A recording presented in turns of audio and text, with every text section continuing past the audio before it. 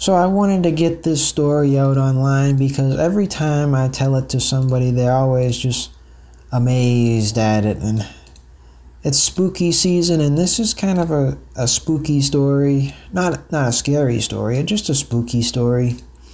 A spooky gig story, but it can really be enjoyed at any time of the year. And before I get started, I just want to say no shade towards anyone involved. They're all just there doing their job and doing their thing and doing their best. So one day I got a Facebook audio call. Imagine that. Somebody audio called me on Facebook. It's like they sent me a Facebook phone call. And it was from somebody I knew from college. And they said that there's this band and they need an emergency trombone sub for 8 o'clock that night. And they gave me an address and they sent me some charts. So I went to the library to print out the charts. I went over them a little bit, and then I went over to the gig. And the address that he sent, it led me to the middle of nowhere in the middle of the woods at the end of a dead-end road. And I was surprised. I was so surprised because I rolled up to there, and the place is a literal castle with multiple towers. And later on, I learned that he rents out the towers as apartments, but who is this guy? Like, who owns a castle? Turns out he's a wizard. He's the wizard of the castle. I met him a little while later, but I'll get there. Anyways, so I got out my gear, my trombone, my stand, my trombone stand, and all that. And I had to get through the bouncer and convince him that I was in the band. He showed me the direction of the band tent. And that thing smelled like weed inside, and I'm sorry, I do not like that smell, so that was awful. And I met some of the bandmates, and there was a small stage there, and a couple people milling around. It was still like an hour or so before the party was going to start. And I asked about the venue because I was really curious, like, who is this guy that owns this castle? What are we doing here? And I really wanted to see the inside, so they say that, oh, the wizard, it's the wizard of the castle. And I could just go right in. He loves visitors. So I did. I just walked right in through the front door. And I'm standing there in his kitchen. And guess who's also in the kitchen? It's the wizard. And we're just looking at each other. We made awkward eye contact. I was like, ugh. And I introduced myself. I said I was with the band, and I just got the vibe that he really didn't want me in that house. So I went back outside. And that's when I learned that there was a potluck that night. But I'd already eaten before I arrived, thankfully, because I never deny food. But I had the feeling that this was a weird party, and I didn't want to get involved with the food. So that was the only time I'd really denied food at a gig. And we had plenty of time before the first set. And lots of people were offering me all kinds of drugs, in which I said, no, thank you, I have to play and all that. And then I began exploring the rest of the property. And so far, I'd only seen the castle and the band tent.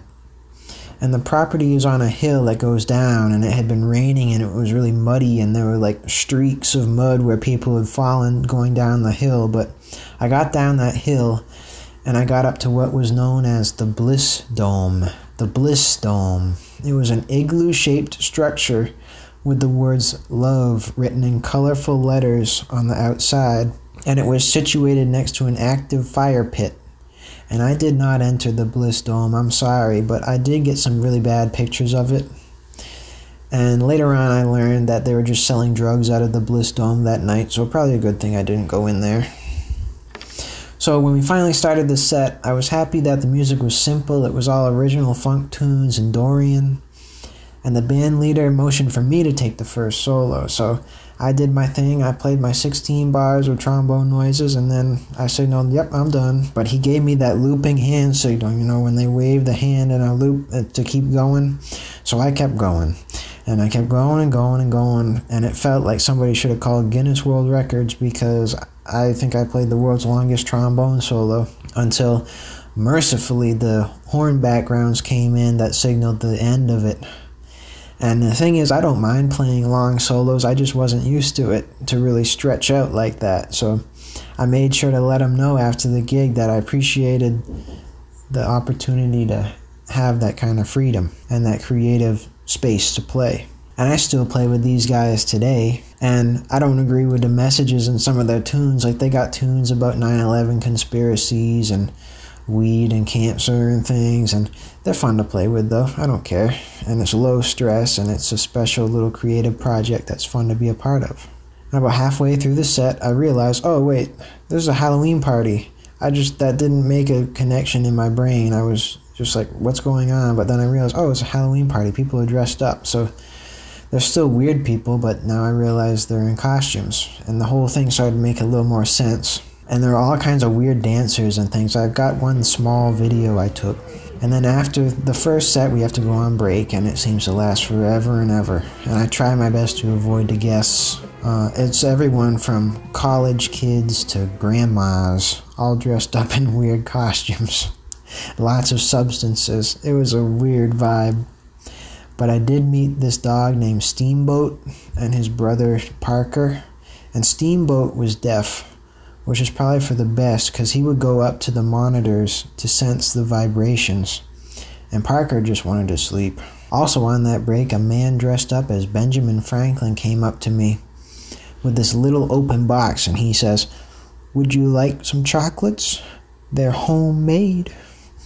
And that was the only time I ever denied chocolate. Since the break went on for so long, I decided I'm going to try going back inside the wizard's castle, because at that point there were more people in there. So I followed some people up this spiral staircase, and it was supposed to lead to the tallest tower, but then we got to a dead end. Turns out you had to move a secret bookcase. Somebody found out there's a secret bookcase. So we moved the secret bookcase, and I went up as far as you can go to the very tallest tower. And who did I find up there? People in the band. And they were chilling. And by chilling, I mean they were big chilling. There wasn't a single neuron firing in their brain at that point. So I got up there and I took a couple bad pictures, but it's like the place is like a cryptid. You can't capture it on film because you can't tell what anything is in these pictures. It's just dark and wet and rainy. So we go back and play, and eventually the gig's done. And I was surprised I was about to get paid right away in cash. And I like playing with the band because we always get paid right away, which is awesome. At that point, it was really, really late at night, and I don't think I got home until 1 or 2 a.m. And I saw some police cars and an ambulance outside, so I figured after I got my cash, I needed to run out of there quick. And it wasn't until months later I learned why they were there, and that the party just did not end well. It turns out the wizard had some sort of nervous episode in the middle of the night where he ran down from the tallest tower in the castle to where the bouncer was and said, "This is my party and this is my money." He took the whole cash register back inside with him. And it turns out that the wizard just hid there with the cash for the rest of the night, and the band leader had to pay us out of pocket. But the reason why the wizard was hiding was because of the police and the ambulance. And reportedly, a woman came running down from the tallest tower out onto the lawn screaming, "Someone's having a seizure." And so people called an ambulance. And it turns out the person wasn't having a seizure. They were up there overdosing on fentanyl. And the woman who ran down sold him those drugs and was just trying to cover it up. So yeah, anyways, stay in school, get a master's degree, and maybe one day you too will have a cursed gig at the wizard's castle.